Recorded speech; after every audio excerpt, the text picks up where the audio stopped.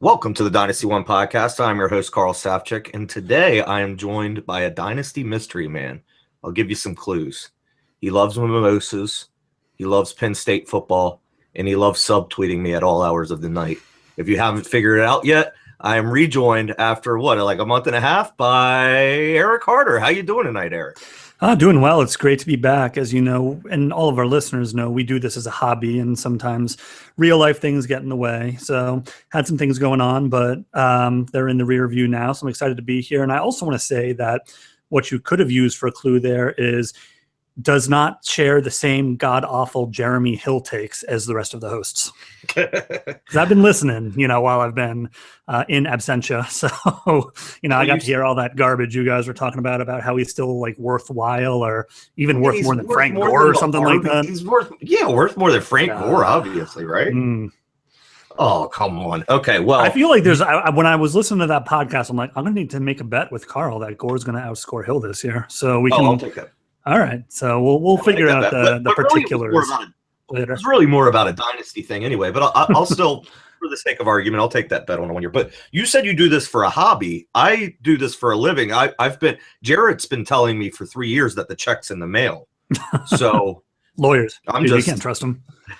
I'm just hoping that once I get all those weekly checks for the past 36 months that I'll have a fortune. Well, fortunately, I think you make up for it with all the VIP rooms at the bars that you go to and the women hanging off your arms. So it's all good. I'll keep my fingers crossed for that one. So later on, we're going to be joined by George Kritikos. You know what? We've had him on the show. I know I pronounced it wrong like the very first time we had him on, but I feel like I'm pronouncing it correctly now. Kritikos, right? I think that's right. Yeah. I mean, I hold a lot of hats at the Dynasty One team, but pronunciation manager is not one of them. That is very accurate. Yeah.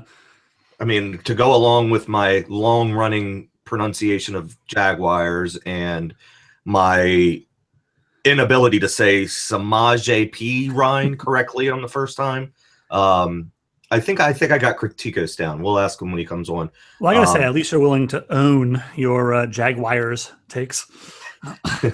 Do I say own? I know that's a Baltimore thing, but we're gonna need Rumford Johnny to chime in, but I don't want to because he was the first one who noticed that, I think, and it's like you have that moment when you never notice something and then someone points it out, and then every time I hear you say own, all I hear is this exaggerated in my mind own.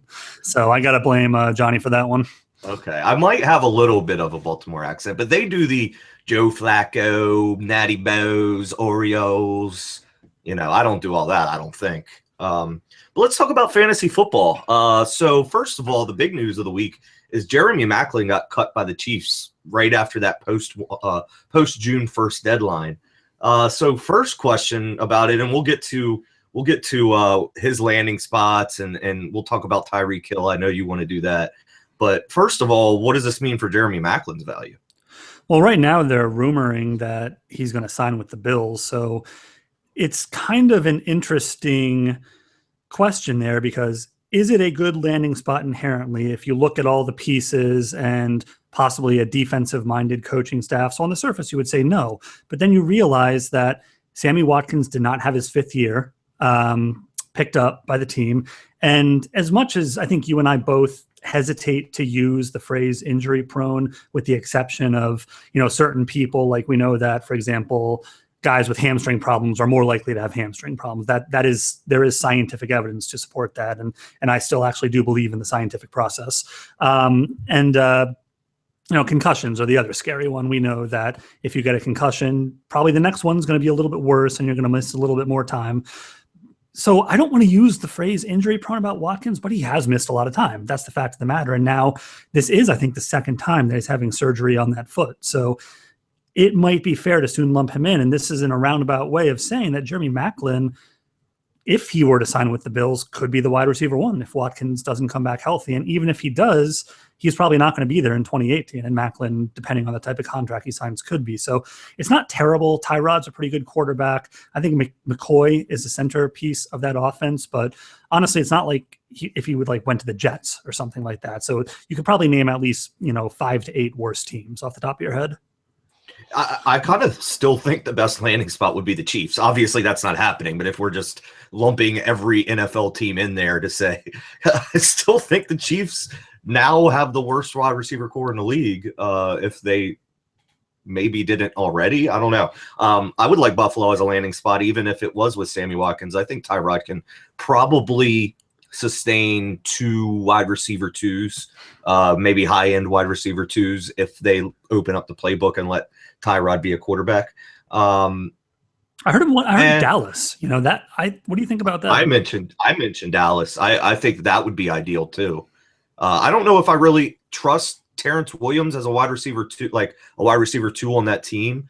And I know I've touted him in the past, but really a lot of that's just opportunity, being the only guy really opposite Dez, and Witten's obviously slowing down. I would love Dallas, and it kind of makes sense because Jerry Jones likes a little bit of star power. I could definitely see that happening. I don't know about the particulars with the cap, but just everything else, I could see that definitely happening. Would you say it's fair to say that Terrence Williams is the Jeremy Hill of wide receivers?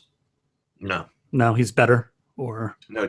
Jeremy Hill, I think, has either led or is second in the league in touchdowns over the past 3 years at his position. Yeah, he does one thing and he does it well. Get the ball, and when there's 3.8 yards or less to go, he's gonna get that for you.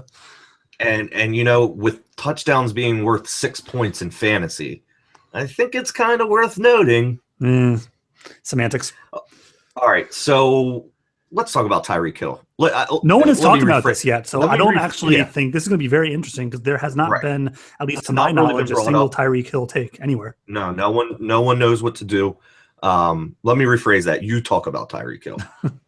So, you do not fence it with Tyreek Hill is what I've come to realize by perusing Twitter over the past couple of days. And the joke that I like to that I made is Tyreek is the hill that I'm going to die on, because I am a pro. Not the Jeremy. No, not Jeremy. That's like a small mound, basically. That's the hill I'll die on. I think he's a good player, and I think people have this running wide receiver fatigue due to guys like Cordero Patterson and Tavon Austin, and even a guy like Percy Harvin, who was very great for a couple of years, but then he kind of fizzled out, even if it was just due to the style of his play and those other random recurring injuries and migraines that he had. Tyreek Hill was a lot better than guys like Patterson and Austin their first years. It wasn't in the aggregate of yards. He was just more efficient with it. He had about a yard per target average. And he, I think, converted first downs at like almost twice the rate of both of those guys. So he was a very useful NFL player. And I like to think that useful NFL players, it is not a linear path to fantasy stardom, but it certainly helps. So I think that we're looking at a guy who was a raw rookie. He just turned 23. He has a trump card that no one else apart from maybe John Ross has in this league, and that he's quite possibly the fastest person in the NFL. And we saw him do it for a year last year. Now, there's going to be some targets opening up. They really did not hit the draft unless you're a J.U. Chesson believer for all those day 3 wide receivers, which I know is ironic because that's what Tyreek Hill was for all those day 3 wide receivers. I think we could probably throw out Tyreek Hill's draft capital just because it didn't really have to do with talent. Right. It's kind of like Mixon being a second rounder when we know that he's arguably a top 5 to 10 talent. I think a lot of times, and I've been guilty of this many times, more than I can count myself, we're guilty of overthinking things. And in this case, we're looking at a guy who he's seemingly, had the right things happen to him. His coach is talking him up. They didn't really draft competition. And now his biggest competition on the team leaves. There's obviously going to be bumps to guys like Conley, Kelsey. But I think Tyreek Hill, he had over 100 targets plus carries last year. What would you put the over-under on this year? Maybe closer to like 125 to 130? I think 125 would be fair. And the whole thing is he doesn't need to be as efficient. He scored touchdowns, and like you said, they are worth 6 points, and that certainly made his stock go up quite a bit and helped him finish, I think, as a wide receiver 2 last year. But if he gets more touches, it can mitigate some of that. And again, if you're in a return league, there's just even another added incentive to kind of get him on your team. So I I was not always a huge Tyreek Hill fan. I think it kind of took me until after the season to start looking at what he did and start looking at some of the guys that were going around him. And now when I'm taking situation into account. So I had a question posed to me yesterday. Would I prefer Mike Williams, just drafted by the Chargers, or Tyreek Hill? And I said Tyreek Hill because I think he's going to gain more value in 2017 than will Mike Williams, just due to that crowded depth chart in San Diego. What do you think about something like that? I don't think that's crazy. I would disagree with you. I think Tyreek Hill is a player that you need to manufacture touches for, and that kind of scares me. And it's not necessarily a bad thing. You mentioned a player like Percy Harvin that I think he compares favorably to. And a lot of people like to forget that Percy Harvin was really good. And I've talked to smart people who pretend that Percy Harvin wasn't a very good football player. The thing is, I don't know. The snap count is going to have to rise a lot because the efficiency is unsustainable. I think you and I would both agree with that. But for him to put up those fantasy numbers again, which I think is definitely possible, we're going to have to see the snap count rise. Because you mentioned the targets and touches. One of the reasons he was so efficient per touch basis was because when he was put in the game, it was kind of as if the play was designed for him.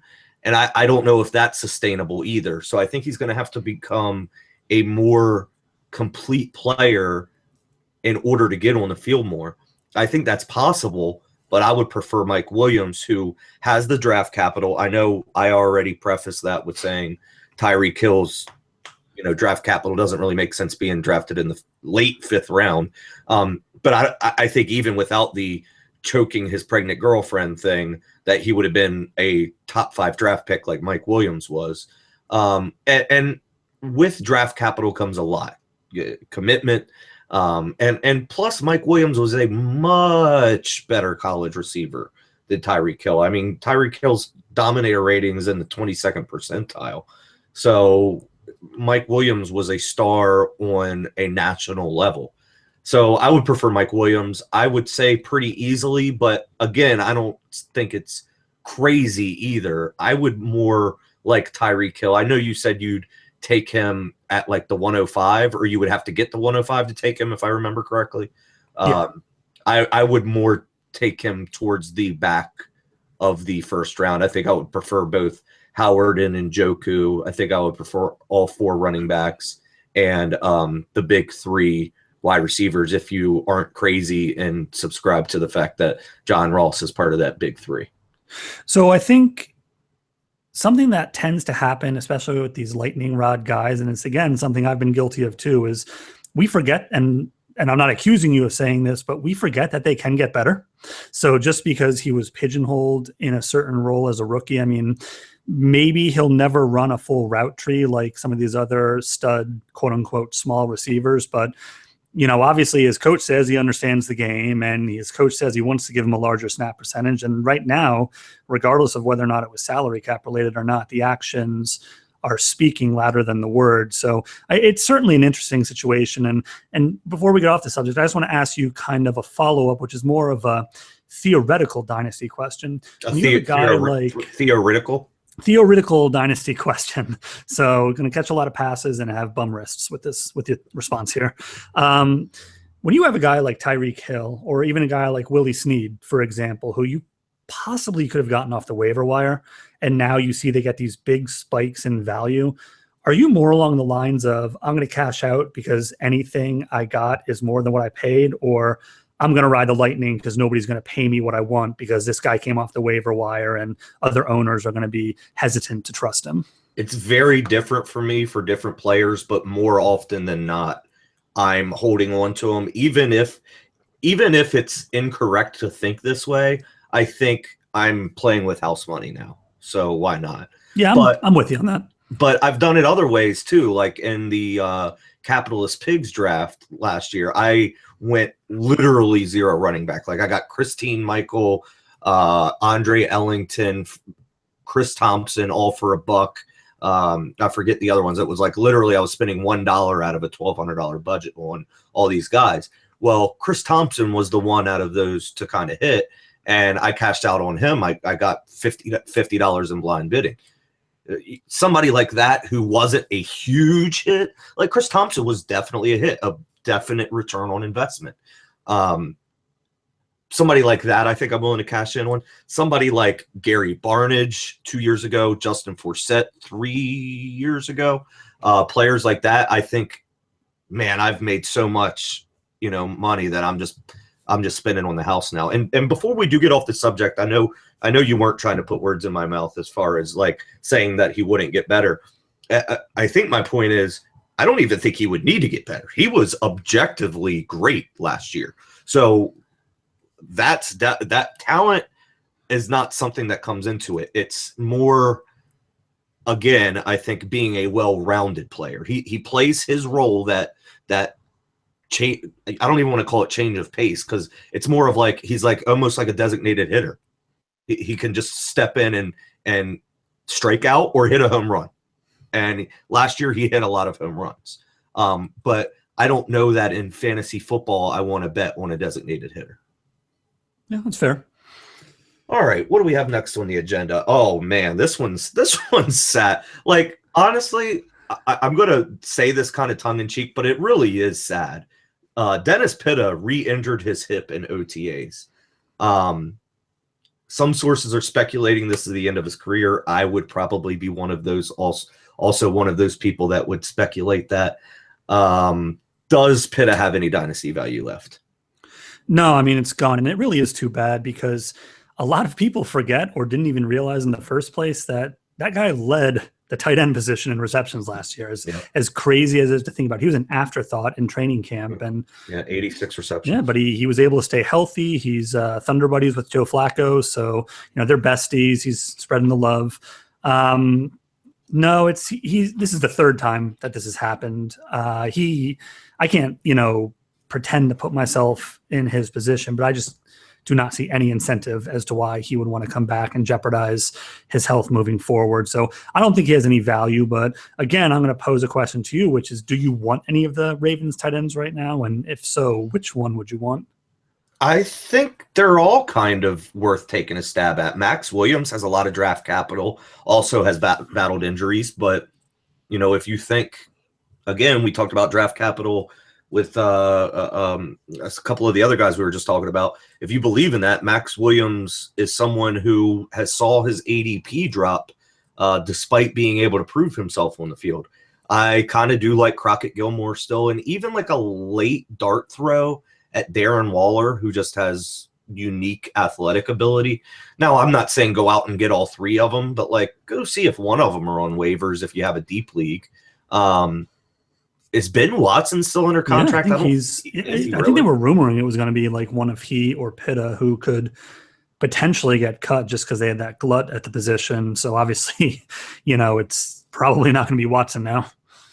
I don't know. I think it still could. I like all those other three guys that I just mentioned. It's the Ravens, like year to year, are such a conundrum. Do you remember having this conversation last year? Like, which tight end's going to get it? I don't even think many of us talked about Ben Watson that much. Certainly didn't talk much about Dennis Pitta.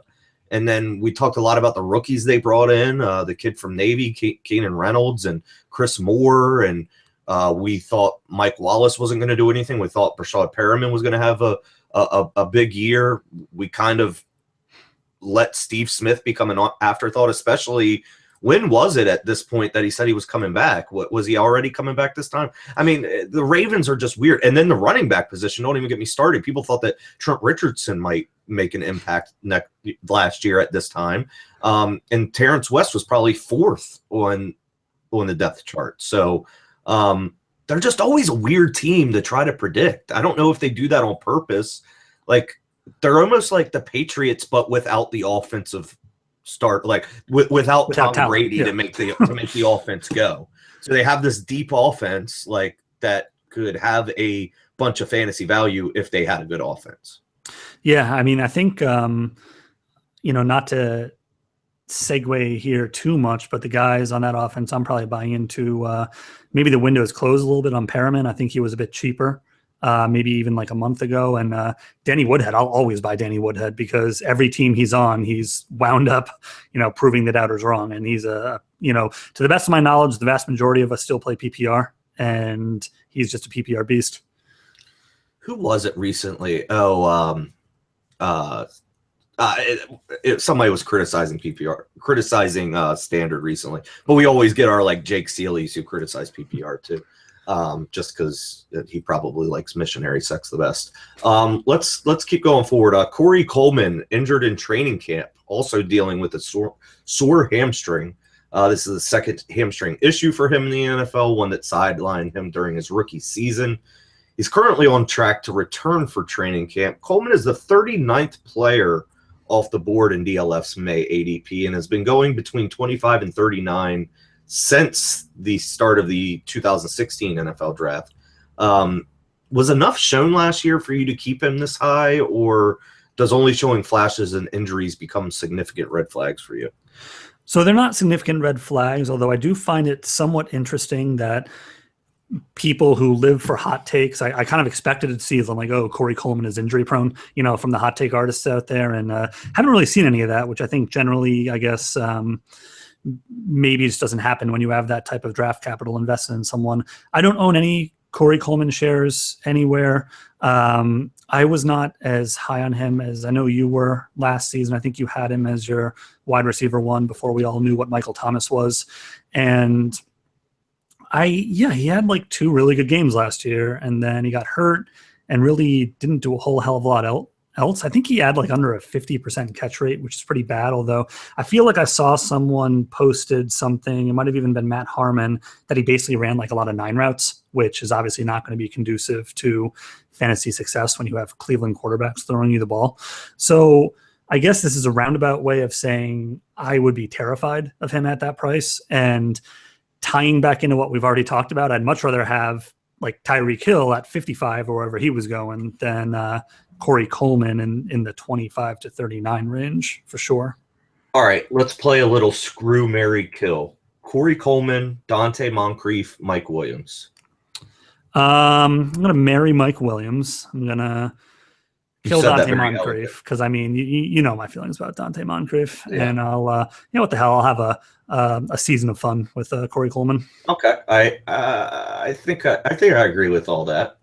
I still really like Corey Coleman. I did think he was the best wide receiver coming out of the draft last year, and I still believe that. Other than the fact that Michael Thomas is better, so I'm keeping Corey Coleman there. It's just that Michael Thomas has left him.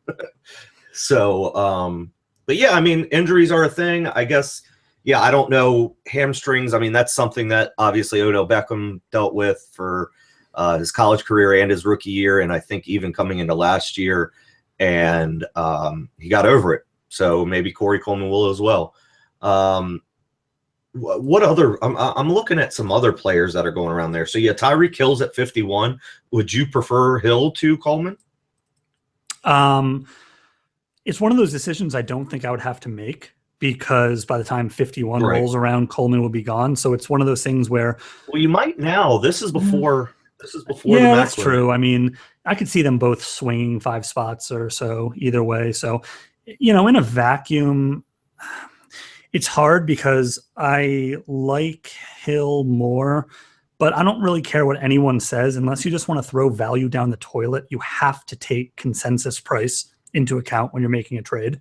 Like I like a guy like Willie Snead more than Corey Coleman. I'm sure as hell not trading Corey Coleman for Willie Snead, because the market dictates I should be able to get more. So in this scenario, if we were talking about like a startup draft, I would try to trade down 10 spots. Or if we were talking about a trade, I would see if I could get like Tyreek Hill and like the 201 for Corey Coleman. How pissed would you be as a Willie Snead enthusiast if the Saints signed Jeremy Maclin? It wouldn't even surprise me at this point, because apparently they're just trying to get everyone forever. But, they spent it wasn't a lot of money, but they spent decent money on Ted Ginn. So I'd be kind of surprised if that wound up happening. Yeah. All right. So how about this? How about Jamison Crowder or Corey Coleman? He's kind of sandwiched in between Coleman and Tyreek Hill right now.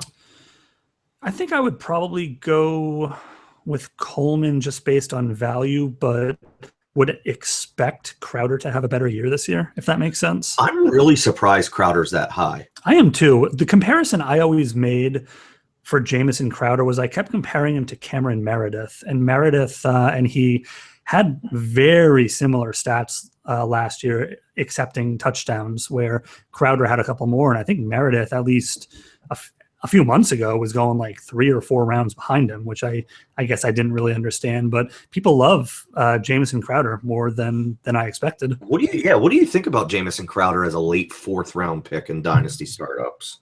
I mean, what are like some of the running backs going in that range? Murray, Miller, Henry. So I think I'd probably, if I went like receiver, which again is going to depend on where I'm at in the draft. If I'm in like a top 3 pick, I'm going to take a running back. But if I'm on the back end of round 1, I could see going receiver. Yeah, that's.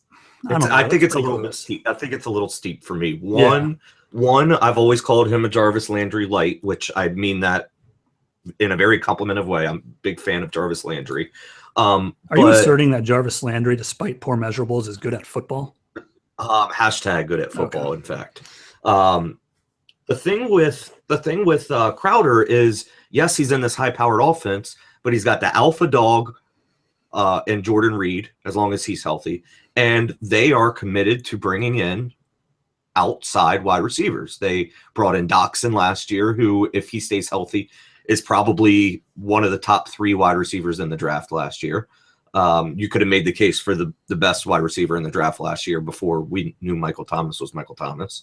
And they brought in Terrell Pryor, who is also right in there with in between all these guys we were just talking about. I was going to say, the Redskins must have like 4 guys in like the top 65 then, like with the 3 receivers and Reed. Let's see. Reed is not going until maybe he's way up here, and that's why I'm not seeing him. And then, yeah, this is obviously good radio. Okay, yeah, so Jordan Reed is going 47 right after Jamison Crowder. I think I would definitely prefer Reed there. And I am not seeing Doxson. I thought he was in the 60s the last time I checked. Somewhere around if so, then he's the buy out of that whole group. Yeah, I agree. And I am still not seeing Doxson. That is, he's 57. So he'd be the buy out of that group for me, I think. You know what I think is interesting is that there are a lot of similarities between Doxson and Kevin White coming off of his rookie year. Sure. Although I do believe that Doxson showed a bit more in college. They're both a little bit older for how long they've been in the league. They're both coming off of essentially lost seasons. But I guess, it took another year for Kevin White to really fall. So Doxson is going to have to show something this year, or he's going to start losing that benefit of the doubt. The one huge difference for me, and I know that this probably won't mean a lot in the public's eye, so I agree with you that, he'll have to do something for people to not give up on him. But the one big difference for me, because we talk about age with these young wide receivers, and I think age means more when you're young than when you're older, because I think once you're established, you could play till you're 30 or 32. But the one big difference between Doxson and White coming out of college being older wide receivers is that Doxson proved it at a young age, and Kevin White didn't prove it until his last year at West Virginia. Yeah, I can agree with that. Okay, so we might have time for one more. Look, me and you get to talking. We could talk about everything. Kristen Michael, who cares about that? Is he on like his 8th or 9th team? But no, this is going to be the year. At least he's going to get a chance this year, Eric. Yeah, for sure. This time, a team is really going to give him a chance. Austin Sperry and Jenkins reportedly sober. How about this? ADP twins. Laquan Treadwell was reported to never be fully healthy as a rookie, and now he's running with the starters at OTAs and drawing praise from coaches. Current ADP is nearly identical to, drumroll, Curtis Samuel. Who would you rather have? I think I'd still probably go with Treadwell here. It's definitely interesting. I think that Treadwell, I know the raw numbers weren't there, but that's because his college offense really did not do much in the passing game. I just think he's a little bit of a better wide receiver. And Samuel, much like we talked about Tyreek Hill earlier, really had his touches manufactured from. I mean, the fact is, when you talk about a guy who you did not know what his position was going to be until they announced what he was being drafted as, you didn't know if he was going to be a running back or a wide receiver. I think that definitely says something. When they drafted a guy like Christian McCaffrey, who can do a lot of similar things, I see his path to success as being a little bit more narrow. And Treadwell, he still carries that draft capital. They're saying the right things, blah, blah, blah. Who knows how much of it is coach speak, but I think I would still give him the benefit of a doubt here. Yeah, I agree with you. I think that players who, you're not really sure whether they're a running back or a wide receiver probably shouldn't hold too much value, i.e. Tyreek Hill. But I agree. I think I would rather have Treadwell.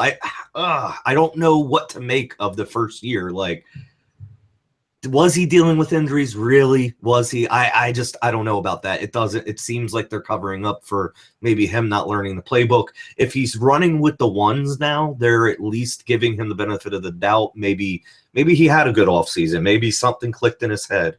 I give some credit to these film guys who said that Treadwell was the next big thing. Now, obviously, he fell in the draft a little bit, fell past Doxson and Fuller to the Vikings. So that goes to show you something too, but there's just too much talent there. I actually do like Curtis Samuel. I went after him in a couple drafts. I missed out, barely missed out on him in both rookie drafts I've done so far.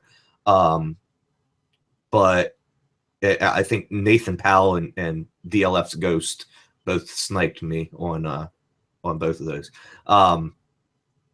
But yeah, I think it's got to be Treadwell. I just think that the upside is there. The upside that the tape watchers told us about is there.